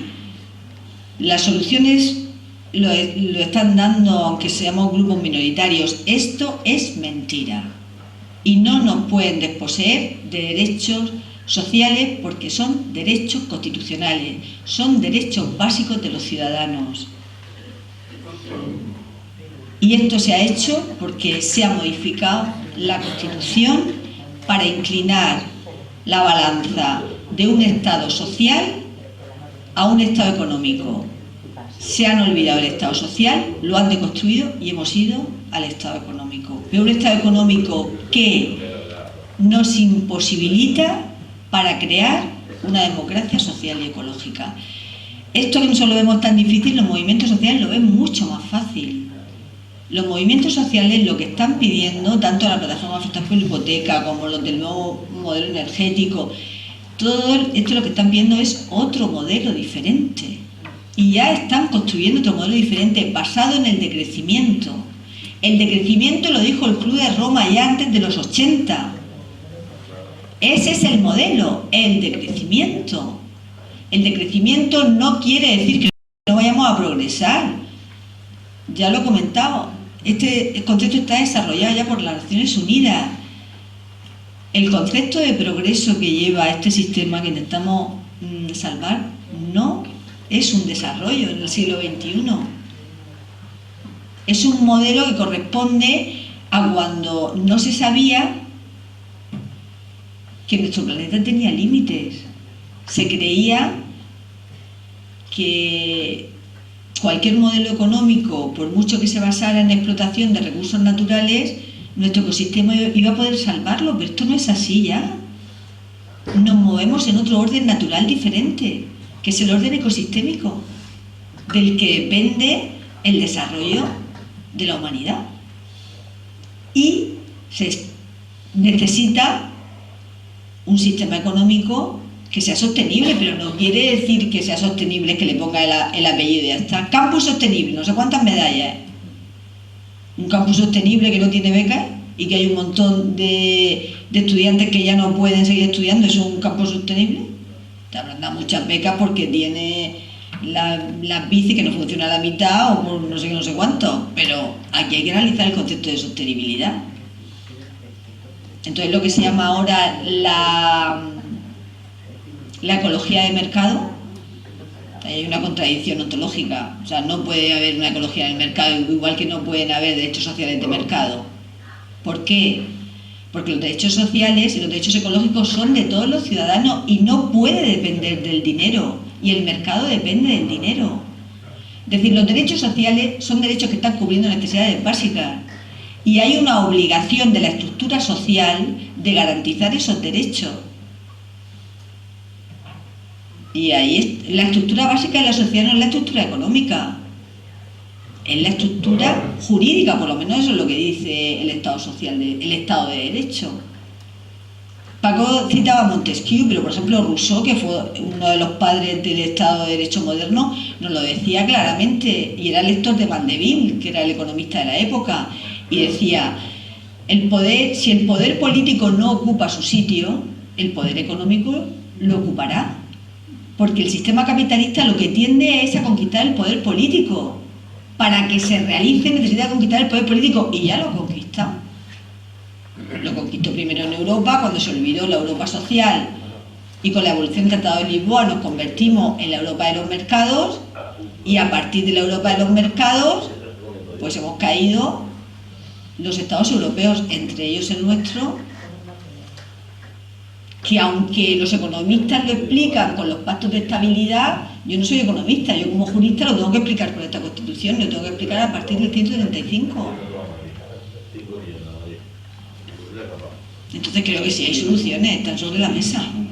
A ver, habían dos preguntas y ya vamos terminando. No sé si no nos queda a ustedes, les interesa, ¿no?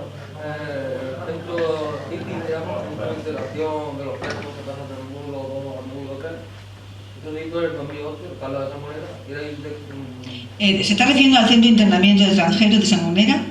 No, está abierto desde 2008, es un centro que va del módulo 2 al Sí. módulo 3, para integrarse en la sociedad de los presos. Ah, sí, sí, Eso está abierto desde 2008. sí.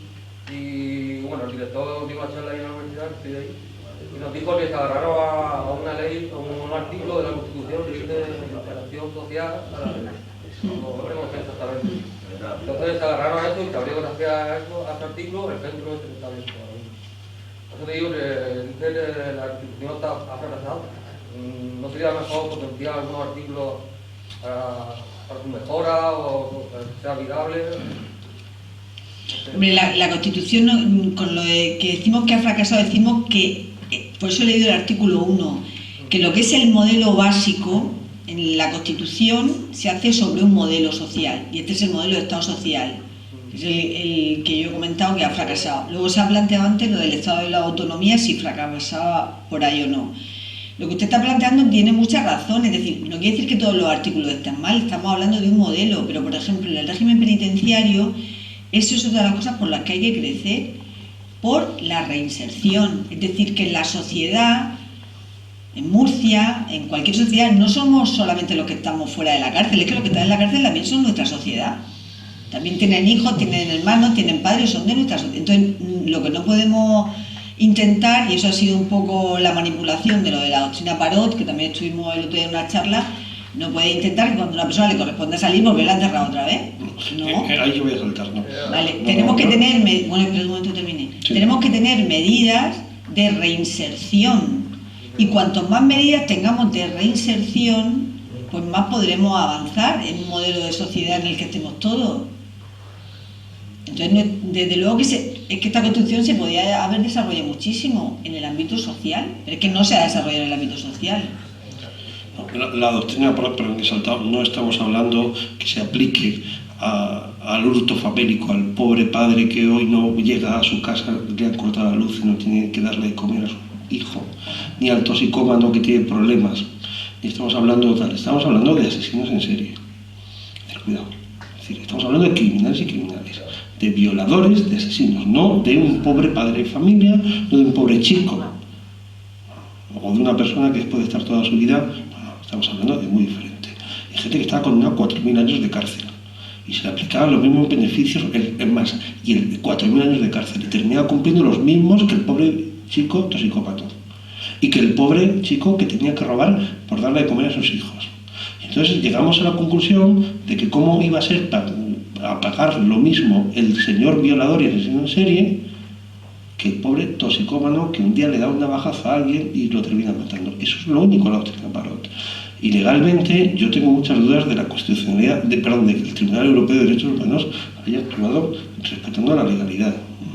Pero no estamos hablando, aquí no confundamos de que lo que queremos es, con la doctrina Parot, es perjudicar a un pobre toxicómano, a un pobre padre de familia o a un delincuente que tiene un mal día y le va a un arrebato. No. Estamos Estamos hablando de gente que mataba porque le molaba matar y violar porque le gustaba violar. Cuidado. Bueno, esto daría para otro tema. Sí. Este tema por eso te digo, no es el momento. Pero por eso yo creo que ya fracasó el Estado, ¿eh? El Estado también fracasa así. Yo quiero hacer una pregunta.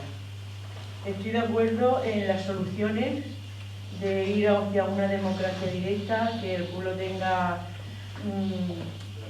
le doy más importancia a la educación y la humanización de todo esto.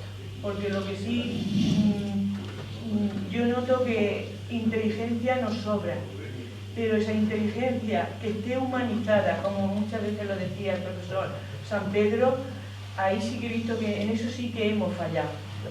Luego la influencia tan grande que tienen los medios de comunicación en la sociedad, que menos decirnos la verdad, nos la estropean. Y otra cosa también, el poder constituyente que ha dicho este señor. Ese poder constituyente lo tienen que llevar a cabo personas. Entonces, no nos engañemos, alguien tiene que ir representándonos. Y creo que no es justo tampoco que al Partido Socialista, a Zapatero, por ejemplo, Zapatero sabemos que sí que es verdad que estuvo mal la reforma de la Constitución que hizo, pero lo que no es justo es que se quiera globalizar todo eso a un partido que todos los avances sociales, pues algo habrá tenido que ver en eso. Por ejemplo, la ley de dependencia, todo lo demás, la ley de sanidad universal y todas esas cosas. Entonces tampoco es justo de que de un plumazo digamos, estos ya no pueden traer, habiendo dicho con la reforma esa de la Constitución, ¿por qué no? ¿Por qué no puede también ser el Partido Socialista el que pueda traer otra vez de nuevo esas reformas que tanto necesitamos? Porque creo que hay gente muy buena y muy defensora de los derechos humanos que también podrían ser. Creo que ya no... Hay un libro, a mí me gusta mucho, de Jorge Richmond, que se llama El socialismo solo puede venir en bicicleta. Es decir, está claro que el avance hacia una sociedad sostenible ecológicamente tiene que venir de una sociedad social, eso está claro. Lo que estamos analizando aquí era por qué se ha caído el Estado social con esta Constitución y en qué ámbito se ha caído jurídicamente. Desde luego, las alternativas de una sociedad futura es sobre una base social, está claro. Sobre una base neoliberal no se va a construir una sociedad preparada para afrontar las graves crisis que tenemos ahora mismo. Hemos intentado explicar jurídicamente cómo había sucedido esto, cómo nos hemos quedado sin una democracia social, porque todo eso que se construyó, todas esas leyes que está diciendo, fueron leyes muy buenas, efectivamente, pero es que ya no las tenemos. Ya las hemos perdido. Y eso es lo que debemos de explicar.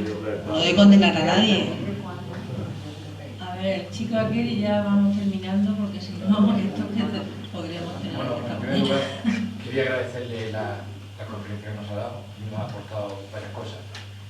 Ahora, había hablado de revolución democrática y quitando la opción a lo que es una reforma, es decir, igual que los cambios, el cambio de modelo que se hizo, según vosotros, pactado de forma rápida, sin enterarlo, en el verano del 2011, igual que se ha podido hacer un cambio, creo que se puede volver atrás.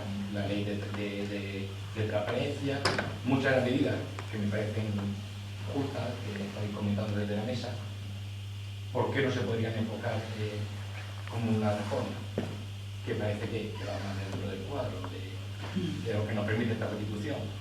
Luego, por otro lado, bueno, además este foro también se ha tocado el tema de la ecología, ya que es una especialista. Entiendo que como ciencia sí que se puede hablar de economía de mercado ecológico, pero tampoco entiendo que se tenga que hacer una revolución, digamos, para que sea la base del sistema.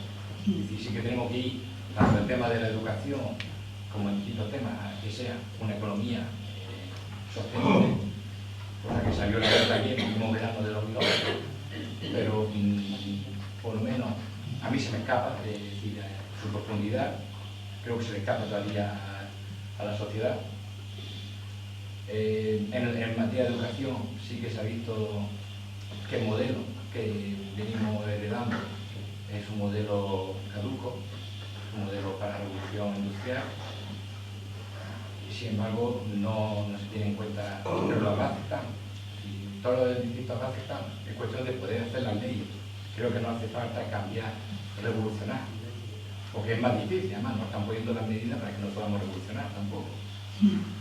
Pero parece que tenéis claro, y quería aclarar la postura de decir que si es que no veis que se pueda reformar, que a la fuerza haya que revolucionar. Bueno, respondo yo luego. La revolución democrática de la que hablamos es se plantea porque con esta Constitución lo que se ve es que si seguimos sometiendo los derechos sociales al imperativo del modelo económico, por muchas reformas que hagamos ya sabemos que de ahí no vamos a salir. Entonces, la revolución democrática lo que trata es un poder constituyente en el cual no estén sometidos los derechos de los ciudadanos a un modelo económico que necesita la degradación social y ecológica para avanzar. Es decir, este modelo lo que hace es que somete los derechos de ciudadanía al modelo económico que existe. Y nuestros representantes políticos, de un partido o de otro, con esta Constitución, están garantizando ese modelo económico a costa de un modelo social. Por eso se pide la revolución democrática, pero la revolución democrática se entiende con dos vías jurídicas, como se plantea. O bien que haya una opción política que lleve en su propio programa el que se inste un nuevo poder constituyente para que la Constitución no se someta al modelo económico, sino al revés, lo que ha dicho la compañera, que se trate de una economía dentro de los límites de la garantía de los derechos sociales. Lo que decía José Luis San Pedro, una economía social, una economía humana, una economía que proteja el medio ambiente. Pero eso no es lo que dice nuestra Constitución.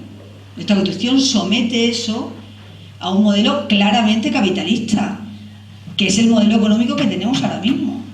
Y lo que se dice del ecologismo de mercado, hay una doctrina que defiende el ecologismo de mercado, y lo que pasa es que eso se enfrenta a los presupuestos de las Naciones Unidas, de sus programas, tanto el del medio ambiente como el programa de desarrollo humano, en el que nos dicen que una economía que se basa en un consumo sin límites y en unos recursos naturales que tienen fecha de caducidad,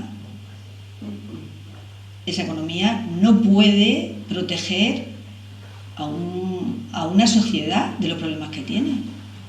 Por eso se plantea la revolución democrática, para que haya un cambio de modelo político y jurídico, porque con sí, podremos, como dicen, ahora vamos a volver a derogar la ley, vamos a volver a ponerla, pero si seguimos sometidos al mismo modelo económico.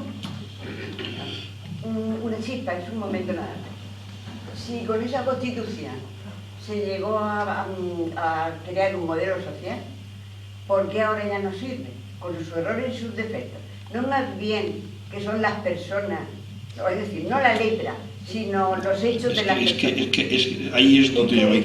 Vamos a ver, la Constitución, ¿qué es lo que... ¿En qué se fija la Constitución? En un modelo de distribución territorial. En eso la Constitución puede arreglarlo. Podemos cambiarlo o no podemos cambiarlo, pero lo de la Constitución sí actúa sobre la realidad. Actúa la realidad... ¿Sobre qué más puede actuar sobre la realidad? ¿Sobre qué realidades más puede actuar una Constitución? Más que la Constitución son las leyes, las personas, las leyes. las opciones de gobierno. Y encima mayoría se hace Las fuerte. opciones de gobierno, Pero porque claro. puede perfectamente reformarse la Constitución o las leyes de desarrollo para que todas las medidas que yo he propuesto sin necesidad de reformar la Constitución puedan perfectamente incorporarse. Pero tiene que haber voluntad y mayorías. Y luego sobre el Estado social. El Estado social, no se les olvide, yo lo único que demanda de Teresa también es que funcione. ¿Qué es el Estado social? Es que el Estado social es un feliz invento, que es combinar el capitalismo, tú lo has dicho, en el pacto con el capitalismo, es el capitalismo que demuestra, o demuestra ser el único modo de producción conocido por la historia capaz de generar riqueza. No generaba riqueza el sistema esclavista, tampoco el mercantilista y mucho menos el sistema marxista. No se genera riqueza, se destruye. Punto, es así. Si no vayan a Cuba, yo le puedo contar que el dinero nunca me gasto más dinero que en Cuba y ese dinero creo que ni se lo queda Fidel. Se pierde, se destruye, punto, por la ineficacia del sistema. Pero el capitalismo genera riqueza, pero si no se limita a control y supervisa, el capitalismo lo que hace es destruir riqueza. ¿Y qué es lo que se inventaron después del crack del 29? El Estado social, que es capitalismo, pero limitado, controlado y supervisado por la intervención de los poderes públicos. Lo que aquí denunciamos es que los poderes públicos han abdicado de su responsabilidad de controlar al capital. Lo han abdicado. Y al abdicar de su responsabilidad de controlar el capital y ser capital sin límite, el capital sin límite nos lleva a la destrucción. Punto. No lo digo yo, lo digo George Bush, hijo. La borrachera de Wall Street ha terminado con esto. Y cuando tenemos unos poderes públicos que no recaudan impuestos conforme al principio de progresividad, que no persiguen los paraísos fiscales, que no intervienen para los excesos de la economía capitalista, pues entonces esto explota, que es lo que ha explotado. Pero no es un problema de la Constitución, es que los poderes públicos no cumplen con su función, porque han abdicado de su tarea, porque están infiltrados por los poderes económicos, porque no hay una verdadera control del poder. Punto. Muy bien, pues nada, lo dejamos aquí, agradecemos.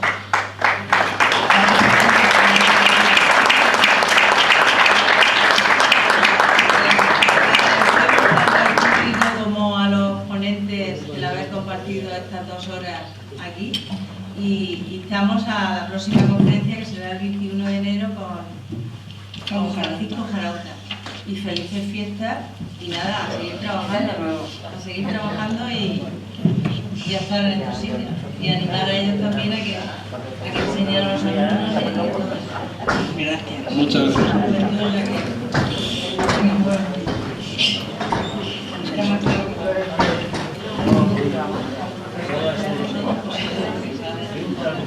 Bueno.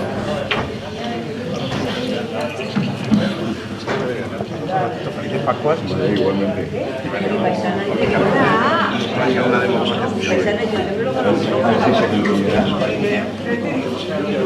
Una pregunta